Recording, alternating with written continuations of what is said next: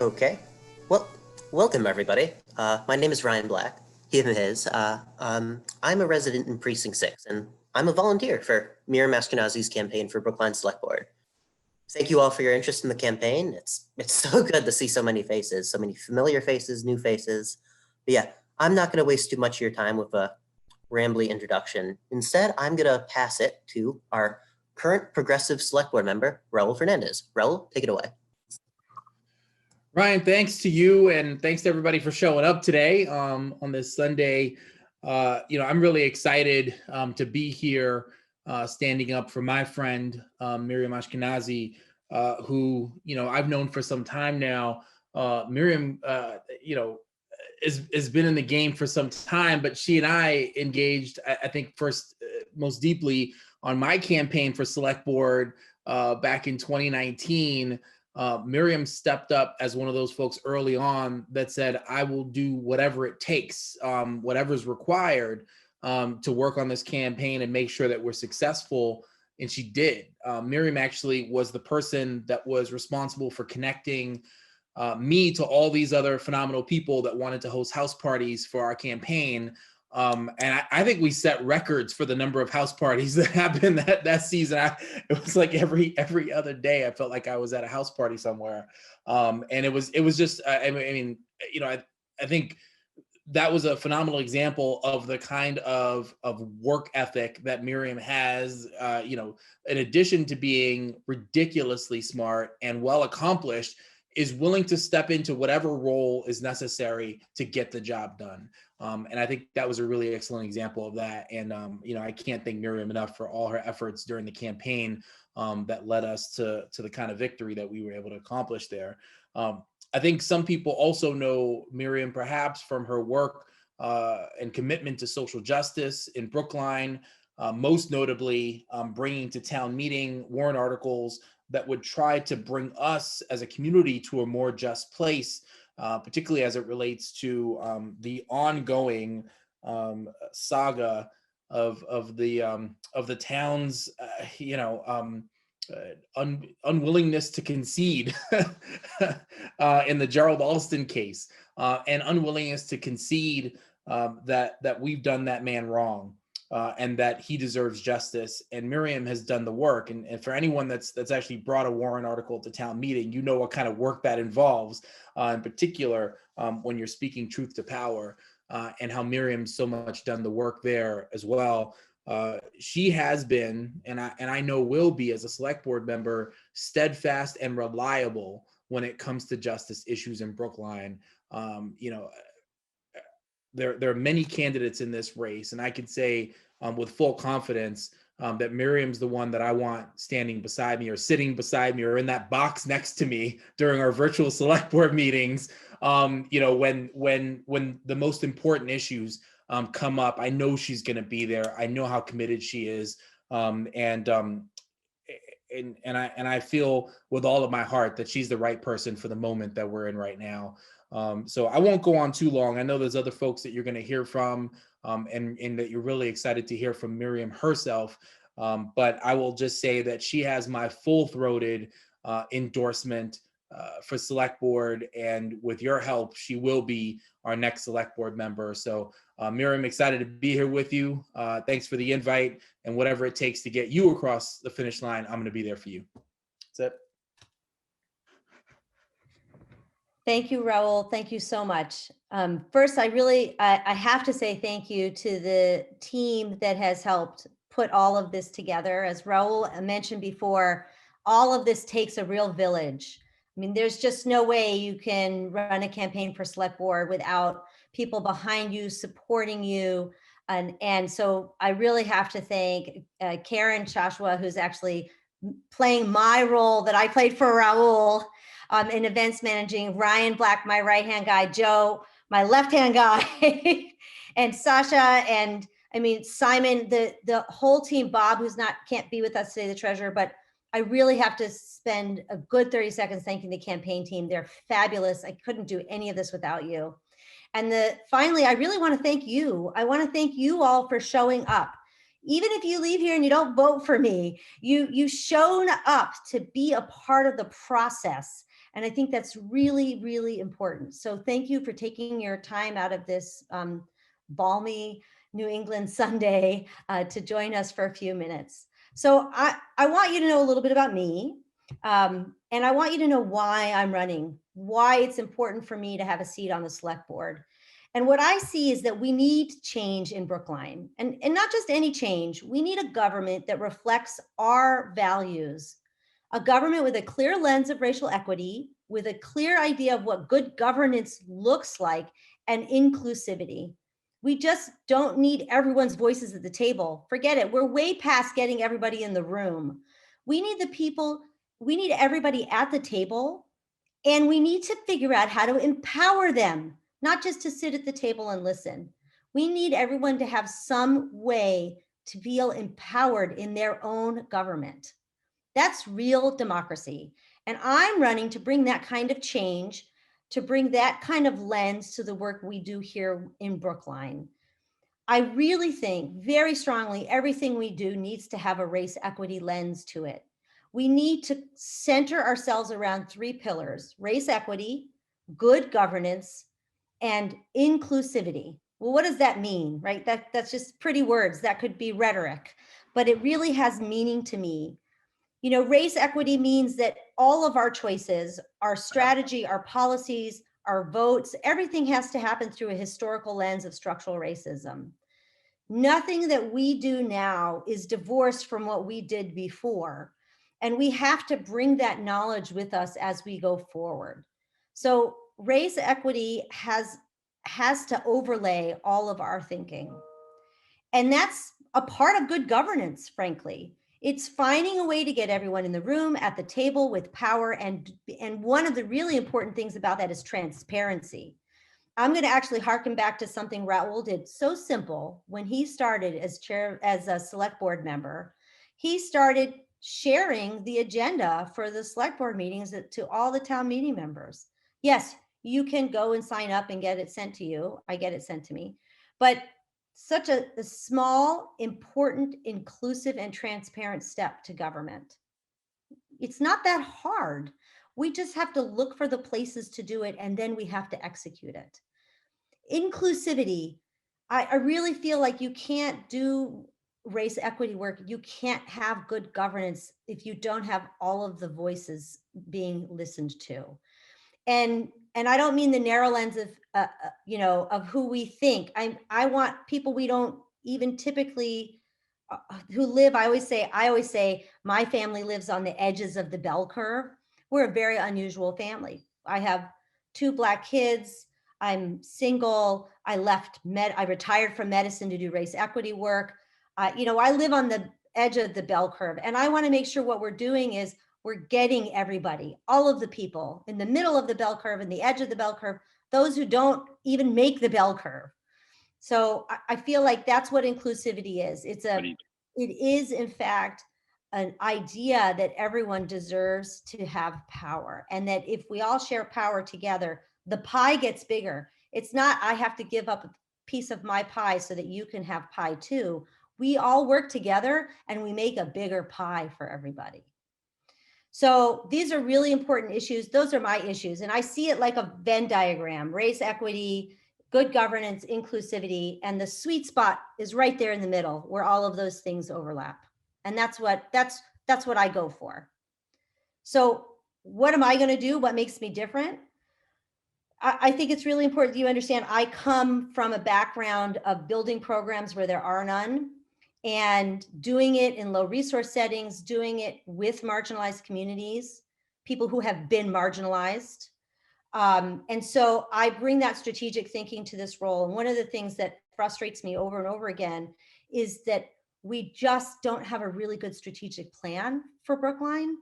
And we could build a strategic plan. The select board could put together a strategic plan that had an overlay with housing, with transportation, with the environment, all of that from a race equity, inclusivity, and good governance lens. And then we could really make informed decisions based on that strategic plan. And so that's something I would really push for as a select board member. And I think very much, I think progressively, I vote progressively. You can look at my voting record. I stand by it as a town meeting member. And I would push for more progressive policies and practices. I very much support the reimagining public safety. I really think the committee did a fabulous job that Raul was chairperson of. And I would continue to push for work similar to how can we reimagine what's happening in our town with a more progressive lens, providing an equity lens on all decision-making from the select board. And one of the things I think is missing that we don't really talk about is accountability. That's actually what I do in my other job. I'm a program director for the Institutional Anti-Racism and Accountability Project. So I would love to see us build in more accountability to the work we do both at the select board and at the town meeting member level. And frankly, that is good governance. That is what transparency is about. So I have to say, because I get asked this a lot, why? So now you know why I'm running, and you know what makes me different. But the question is, why am I doing this? Right? I'm a single mother of 2 middle schoolers. I have a teenager, people. I mean, that's enough, right?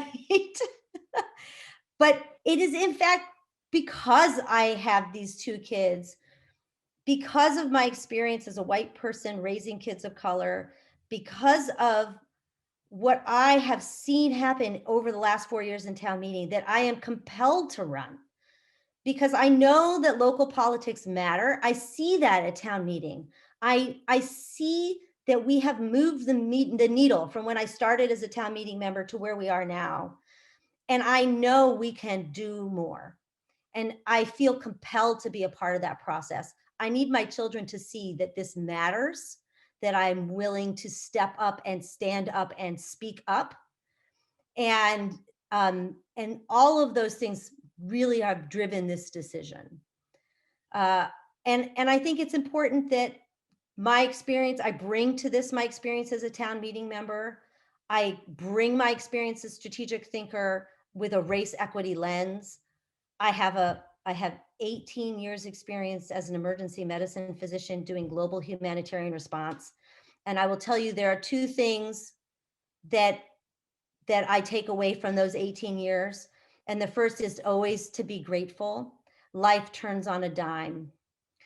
And the second is perspective. It's really important to have perspective. And I bring those 2 things with me everywhere I go, with every breath I take. And beyond that, my skill set as managing and building programs, I have experience with budgets, with politics, with people, with teams, with HR, with strategy, with learning how to say no, with learning how to radically say yes. The goal is always to get to yes, but sometimes you have to say no. It's a balance. And so I bring all of that. So I've been given my little wrap up.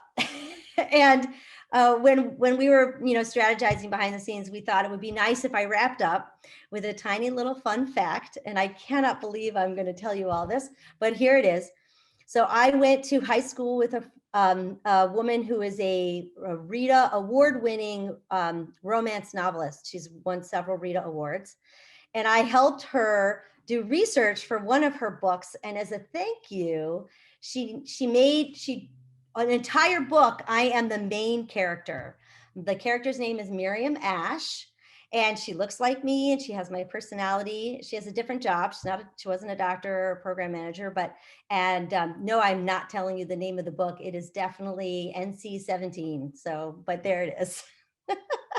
And with that, I'm more than happy to do, we're going to do a little bit of a Q&A. I'm going to turn it over to Jesse. Thank you so much, Jesse. To close up this session, and then we'll get to the Q&A. Right. Well, Miriam, as soon as I get off this, I'm furiously Googling Miriam Ash romance novel to see which one it is. The author's name is Tawny Fensky. I'll give you that. All right. Well, now we all have our afternoon assignment. Well, thank you so much for having me. And Miriam, thank you for running, This is no small task for anyone, but especially a single mom with 2 kids, including a teenager at home. And so I know we are all so grateful for the simple fact of you willing to put yourself out there, being willing to put yourself out there and step up to help lead our community. I have to tell you, sitting here and listening to you talk, the thing I kept thinking about, and it wasn't, I thought about this even before the romance novel piece, is that so much of being on the select board isn't sexy, right? It's the issues that are never going to make people show up on the 6th floor of town hall or turn into a Zoom until all of this is over. It's never what is going to get written up in the Globe or Patch or the Tab or whatever. It's the mundane stuff of making our town work. And the fact that Miriam knows that we have to look at every single issue through that lens of justice and through that lens of equity. If we're talking about parking, that's a racial justice issue. If we're talking about zoning and how we tackle the climate crisis, if we're talking about licensing for our restaurants and our small businesses, it's something that our leaders have to look at through that racial justice and equity lens. And the fact that Miriam knows that in her bones and has decades worth of experience doing just that throughout her professional career gives me so much confidence about the focus that she's going to bring to the important work of our town. And so I'm thrilled to be able to support this campaign. And one thing that I have gotten very, very used to over the past year and a half, and I want to acknowledge, I think she was on here before, my friend Natalia Linos, who is a fellow candidate in the 4th Congressional District, is on here and will appreciate this. Campaigns cost money. We all know we need campaign finance reform. We all know it's such a huge problem in our democracy, but right now, Miriam is running in a system where campaigns cost money. And so if you are at all able to make a donation, $5, $10, $50, I can assure you it all adds up. I hope you will do so. And I think the campaign is going to drop the link here in the chat. It is a harsh reality of campaign life today, but organizing costs money, websites cost money, all the stuff that you have to print, all the stuff that you have to mail, it all costs money. And we need to make sure that Miriam and our progressive movement are as equipped as humanly possible to get our message out there, to get voters out there, either by mail, early vote, or at the polls. And so if you are able to give, please, please do.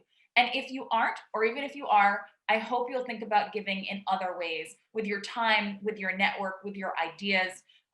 We know that Raul got elected through this huge movement of folks who rallied behind him to help in many, many ways. And that's how Miriam is going to get elected too. So I'm delighted and proud to be here. Miriam, I'm honored that you'd ask me to say a few words, and I'm all in. Let me know how I can help.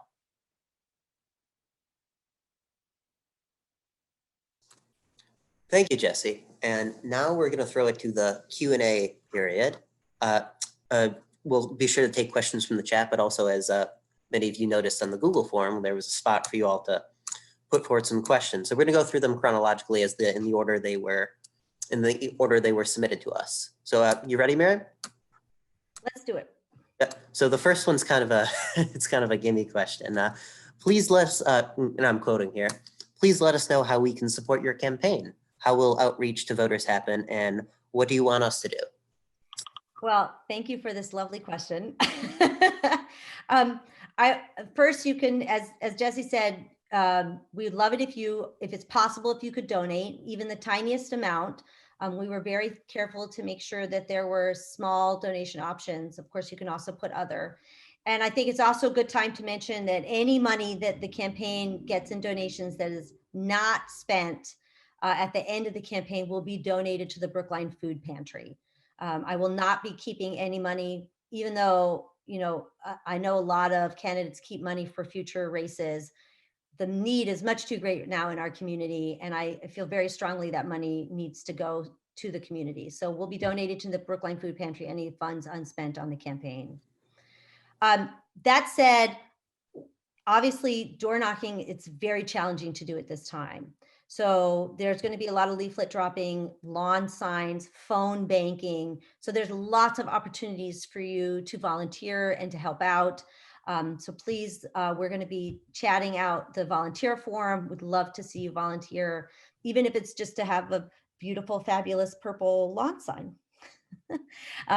So any way that you can help, and talk to your friends. And this is about, there's two things that need to happen to get me elected. We need to get people to vote on May 4th, and then we need to get them to vote for me. So talk to your friends and neighbors and engage them and get them to the website. And I'm happy to talk to them and make sure they know that there's an election on May 4th. It's important that they vote at. And then, of course, vote for me. Thank you, Miriam. The next question we had was, and I'm quoting here, describe a time when you had to work through an important issue with key stakeholders with differing views. What was the issue? What did you specifically do? What were the good and bad outcomes? So I debated, I had these questions ahead of time, so I had some chance to think about it. And I really debated about answering with what I am going to answer. So I was working at Oxfam America. I was their public health specialist, and we were in Mozambique responding to flooding in these local, they have these local farms called mashambas. And we were having community meetings with the communities that we were serving. And they were accusing Oxfam of being an organization that only cared about, and I'm quoting here, so please excuse, old people and orphans, because we really prioritized who we thought was most at risk in these communities. And it was at odds with the cultural norm. In the culture that we were working, the priority was always to the kind of the breadwinner, the head of household, and not, in fact, the most marginalized individuals in the community. So you can imagine that these were really different views that we brought and that the community had, and we had to sit together and figure out how to make this work, right? We had to find that sweet spot, so to say. And we did that through lots and lots of community meetings and lots of active listening and working really hard to find compromise. And what I will say is the good and the bad outcomes is that by definition with compromise, everybody loses something and everybody gets something. And so sometimes compromise can feel great and sometimes it can feel like a loss, and it's always a little bit of both. But I think that's really how you get to the middle in these cases. And you have to figure out what you're willing to give on and what is absolutely something you're not willing to give on. And those are how these conversations happen. And you go back and forth with really active listening to reach conclusions. Thank you. The next question is, how would you support bicycling in complete streets? So first, I'm going to say that I used to bike to work. When I worked at Oxfam, it was next to TD Bank North Garden. I don't think they call it TD Bank North. Is it still TD Bank North Garden? Anyways, and I stopped because actually I felt too unsafe, which is really sad. Right? I mean, I could probably bike to Harvard over the river, but I feel like it's too risky for me. So biking is really important. This is the part where I throw in that I have a Peloton now. So I think we need safe, protected bike infrastructure. I really love bike lanes that are set back from the road with the separator, a real separator from where car traffic is. I think we need to support rapid transit. We need traffic calming. I think our planning and zoning decisions, even around housing, need to think of, this is the overlay, right? This is where we have to think, we can't just think about housing. We have to also think about how that brings cars in, how that affects transportation, how we promote use of public transportation, how we make biking safe. So planning and zoning decisions that support car-free and car-light lifestyles. I think that's really important. Expanding the width, quality, and accessibility of sidewalks. That is a serious equity issue, especially for disabled, especially for our older population. My mother is wheelchair bound. When she comes to visit here, it is a nightmare to try to get her around the streets of Brookline. We don't. It's so challenging. So this is a fully accessible rapid transit. We don't have a fully accessible Green Line. expansion in transportation for options in South Brookline, expanding charging infrastructure. Yes, my kids bug me daily for a Tesla. No, it's not happening. But an electric car that's not a Tesla, that's on my to-do list. We need to think about renewable energy sources. And also, I think we need to think about minimizing police and criminal punishment for civil transportation infractions. So again, even transportation has a race equity lens, but mostly I'd love to be able to ride my bike personally more and feel safe. And I'm sure that there are many people out there that feel the same way. Next year, my son is going to be biking to the high school. So this is an important issue for me. Actually, I'm glad you brought up kind of like the reimagining public safety efforts, Miriam, because I'm actually going to pull up a question from the queue that's been messaged up. Folks are wondering about. I'm actually just going to read from the quote here. This person hasn't been following things going on in town and is actually hoping if you could talk about the reimagining police and public safety efforts. So the task force, for example, like where does that stand? Where do you stand on it? I think what would you envision doing on the select board about policing issues? So I stand fully behind the recommendations of the reimagining effort led by Raul. I think that the important thing to understand is that that commission did its due diligence. They did research, they looked at data, they interviewed people. They really made sure that the recommendations were recommendations that were the right ones for Brookline. And I'm actually going to be speaking in favor of the reimagining public safety on March 16th for public comments. You know, we can't expect to do the same thing and have different outcomes. Right? If you want change, then you have to change something. And we know the data is very clear. This just isn't working. It's not working for the people of Brookline. And so we need to do something different. And I think the recommendations are fabulous.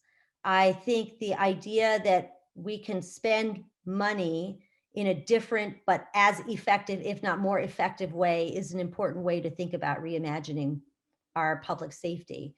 And that we can do it in a way that supports people, that has a much more preventative lens, that is much less punitive, that is less costly down the road. I think that's really important. The way I talk, so I think I've said my son is 14, he has several of his friends. We actually end up having really interesting conversations about this. And the way I explain it is you can have a vaccine or you can treat somebody with an antibiotic. It is much cheaper and preferable and better for everyone if you get the vaccine and you don't get sick, then wait for everyone to get sick, treat with the antibiotic and hope it works, but sometimes it doesn't. It's much more expensive, it's much more painful, it's much more intensive, labor intensive. So what we're looking at is a process by which we can start to move and shift things into a much more preventative place. We should do it. It's better for everybody. Again, it improves outcomes for all of Brookline. Thank you, Miriam. I think the next question I'm going to ask is, what do you think are the most important policies for Brookline to implement, and how would you suggest the budget be used to do so? Great, it's a great question.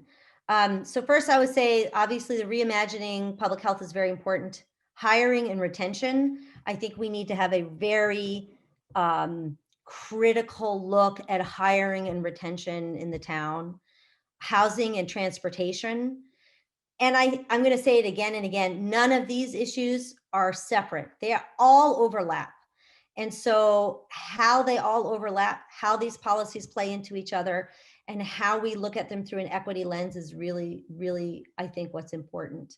Heather McGee has just come out with a wonderful book called The Sum of Us, where she talks about something called the solidarity dividend, which she says that benefits that we gain when we come together across race to accomplish what we can't do on our own, it raises everybody up. And so this is actually what I like to think about when I think about budget priorities, because we often couch the status quo in fiscal responsibility. We can't afford to do that. Well, the truth is we can't afford not to do it. We can't afford anymore not to have programs and policies and practices in place that don't have a race equity lens. Because once we do that, we lift everybody up. We do better economically for everybody. So I think that we, look, reimagining public safety is a perfect example. We have a budget, and we can use that same budget and spend the money more efficiently, smartly a word, more intelligently, and still get the gains and the outcomes we want, because we're changing the inputs. So I think it is important to think about budget, but I really think it's also, we have to be careful that we're not hiding behind fiscal responsibility as a way to just uphold existing racist policies and practices.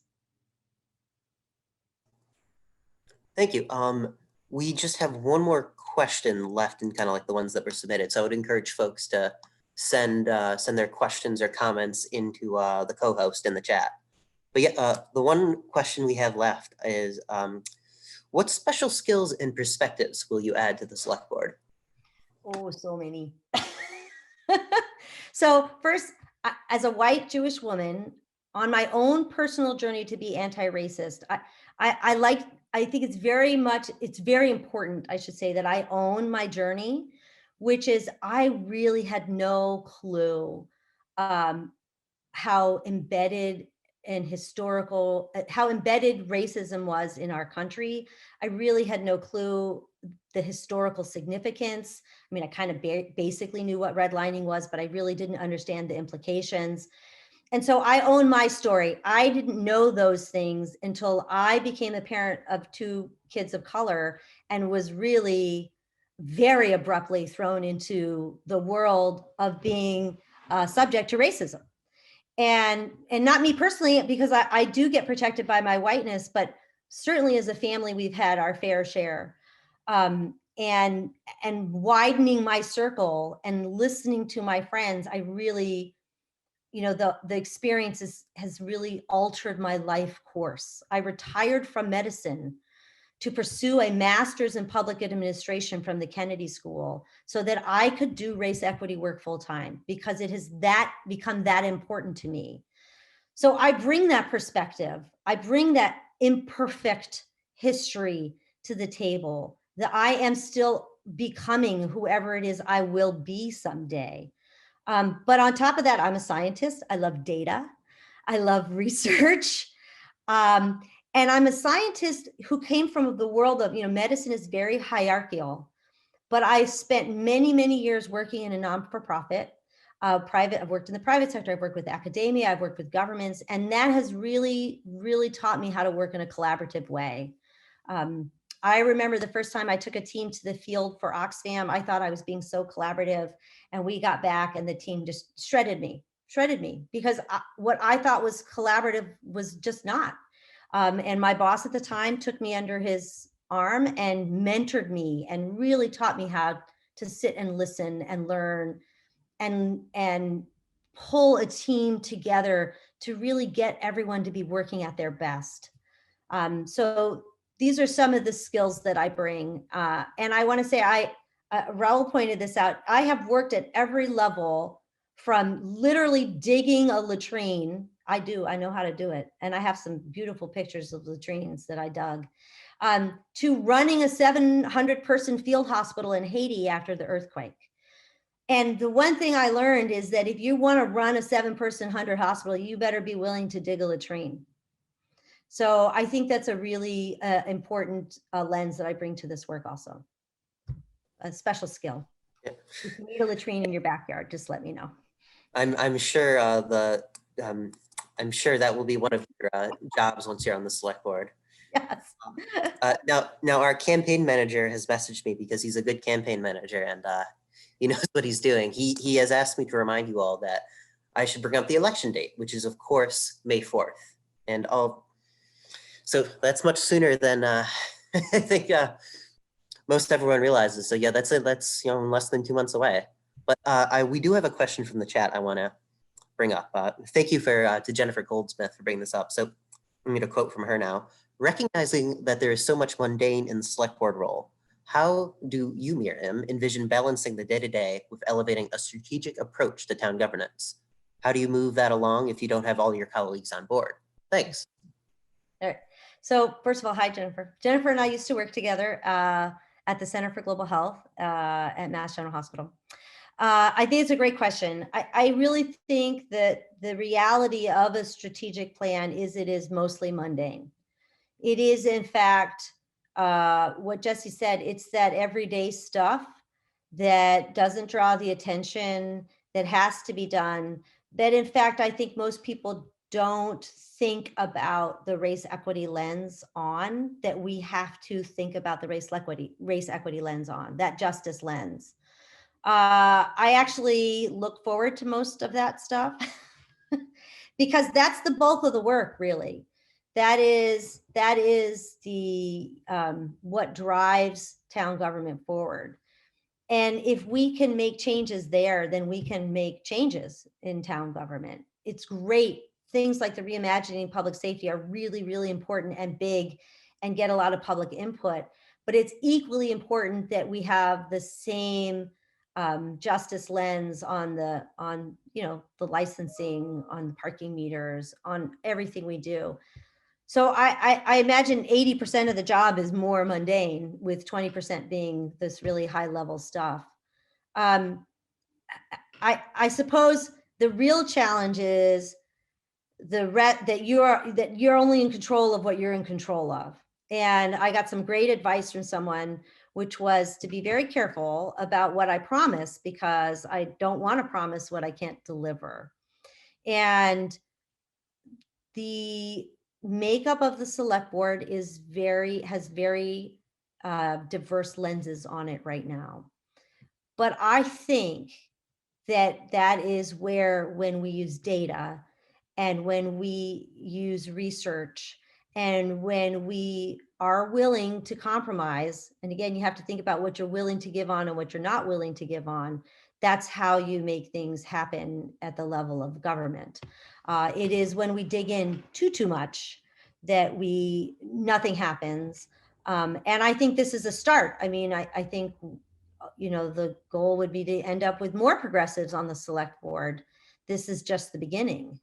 But I know, certainly I know the other select board members. I've been on town meeting a long time, not a long time, I should say 4 years, but I know Heather, I know John was a precinct 13 town meeting member with me.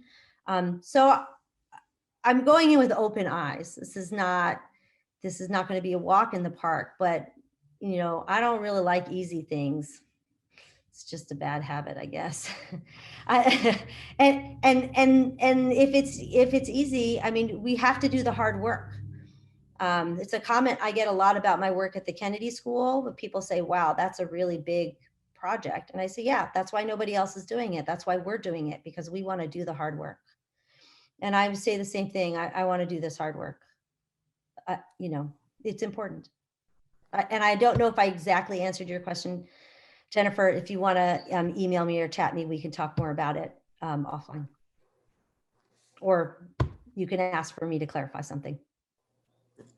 We do have another question from the chat. It's actually, I think it's getting at some of the points you were talking about, Miriam. And it's, what do you see as the limitations of the role of the select board to bring about social change? And how will you bring in other people / groups / organizations, and who outside elected office to win popular demands? Okay, I'm going to ask you to repeat that. No worries. I'll send it to you in the chat as well. Yeah, that's helpful. Thank you. There's a lot of dashes and parentheses in this one. Okay. So I think I'll start right at the beginning, which is the limitations of the select board to bring around social change, I think are inherent in the limitations of the select board, which is the town meeting is the legislative body for Brookline, and select board is the executive body. And there are just some things that select board doesn't have as much say in as either they should or we would want them to. So I do think that is a limitation. I think what we should do in the select board is push the limit as much as we can. We have to push against that. We have to be vocal for social change. When we can we should vote for policies, practices, and that are pushing for justice, inclusivity, and good governance.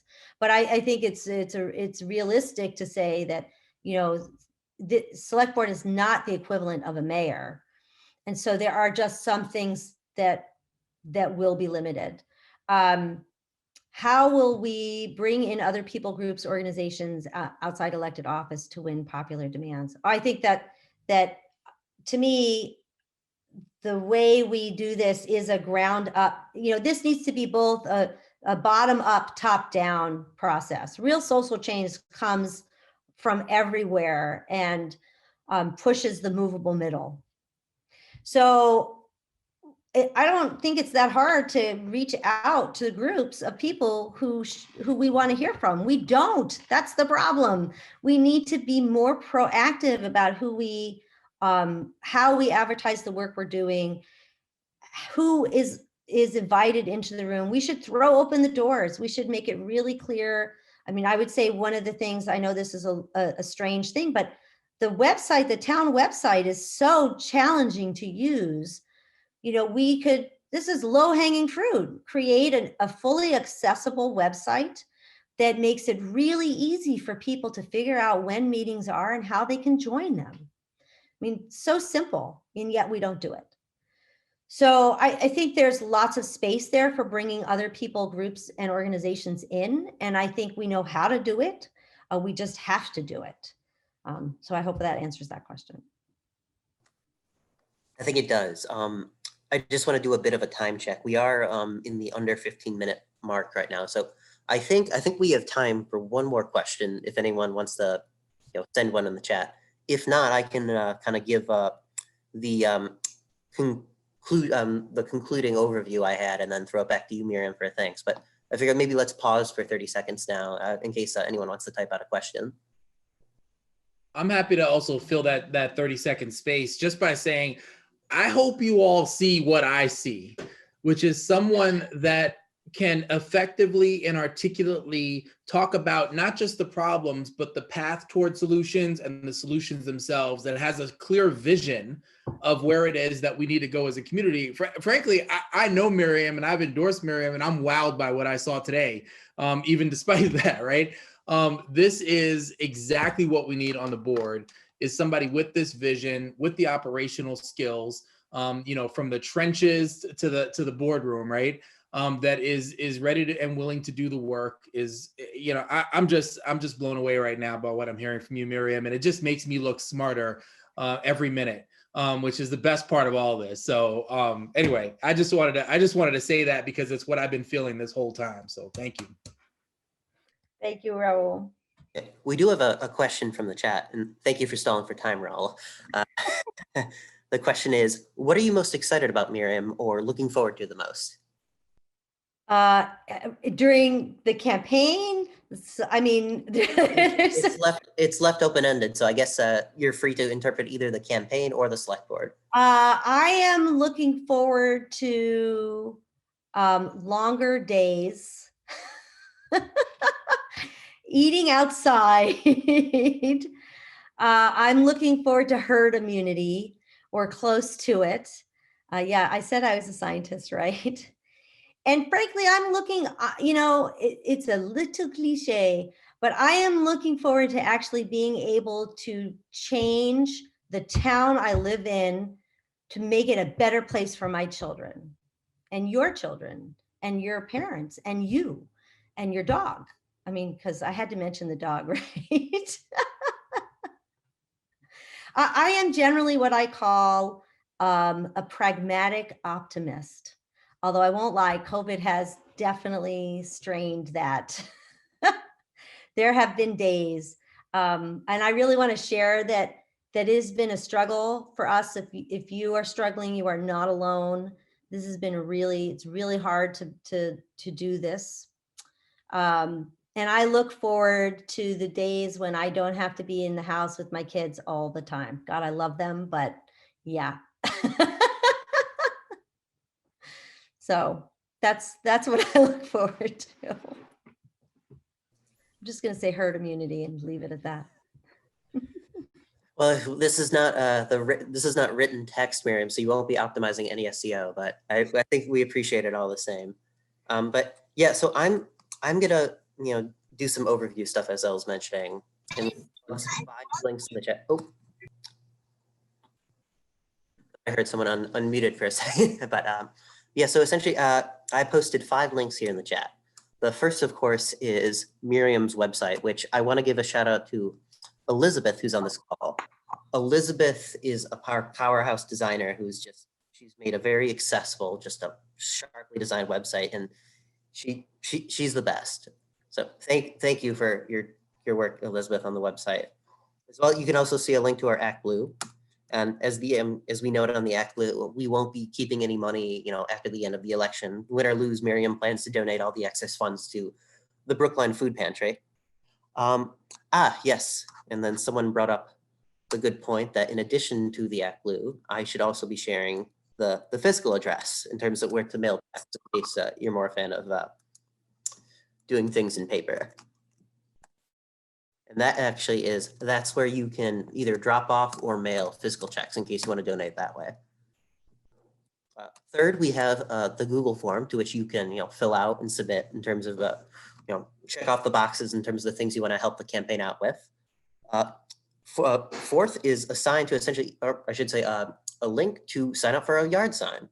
And again, it's a nice sharp purple. It's got the election day on it. It's got a link to the website. It's I'm going to go out on a limb and say it's the best designed yard sign in the field right now. And then lastly, we just have a link to the Brookline Food Pantry in case you want to just donate right now to them. They do a lot of good work, and now the need is higher than ever. But yeah, I'm going to throw it back to you, Miriam, in terms of you can give some closing remarks. Maybe we can wrap up a bit early. Let people go a few minutes before 5. So again, I thank you for your time. Thank you for being involved. Thank you. Can I swear? I'm going to swear. Thank you for giving a shit. Okay. Because you're here and you care. And that's really important. And frankly, that's why I'm here, because I care. And I want us to care together. And the way we make change is together. This isn't something we can do by ourselves. So I really hope that you stay engaged at whatever level you can. I really, truly understand bandwidth issues. And I hope you got your questions answered. And if you didn't, feel free to email, feel free to call 617, I'll put it in the chat, 617-512-3826, and I'll put my email in there. I want to answer your questions because and I wrote the wrong phone number. All right, there it is. I want to answer your questions. I want to be available. I want to always be working on improving my listening, which is always something I can get better at. So please reach out. Please tell your friends. Please have a lawn sign. Do what you can do. And thank you for your time today. And again, I can't thank my team enough. And Elizabeth, a special shout out. The website, graphics, fabulous. So, well, what's one way you can do to thank your team, Miriam? I see Nori in the background. If you want. Oh yes, just Nori. My dog will make hang on. This dog. Yes, come here. This is it. She comes to all my meetings. There's my baby. Hi, who's there? Hi. This is my little Frenchie, Nori. She's a fabulous little therapy dog. She's just wonderful. So, and now I will say, oops, and she's typing in the chat. No, Nori. And if there's no, I'm going to turn it back over to Ryan for any last. Sure. Yeah. So yeah, that's about it, people. Thank you to Karen for sharing those 5 links in the chat again. That's about it. It's like you said, we hope you all email the campaign with any questions, things you need. Sorry, I got thrown off by some questions in the chat. But yeah, reach out to the campaign, the Miriam. I'm going to plug the the info address in the chat in terms of Oh, did I give the wrong email? I'm so bad. no. You gave the right email. It's just oh yep. No, you plugged the right one. Forgive me, folks. My brain is fritzing because it's been a long weekend. But yeah, I have one more ask, Ryan. Sorry. We are still, if you have experienced fundraising, please help us. We are still looking for someone to spearhead the fundraising and to spearhead the communications plan. So if you have the time and the desire, we would love to have you help out in those specific areas. Just give us a ping. And also a special thank you to my social media team, Lisa Rodriguez, Chloe, Sasha, Sarah, everybody. You guys are just, Evan, you guys are just fabulous. Everybody's fabulous. I'm going to feed you someday. I promise. thank you. And I think that's a good point to wrap things up. It's just people are free to leave at their leisure. But yeah, that's it, folks. Thank you for coming, and thank you for spending an hour of your Sundays with us. Thank you. Good luck, Miriam. May the 4th be with you. Thank you. Yes. Thank you, everybody. Miriam.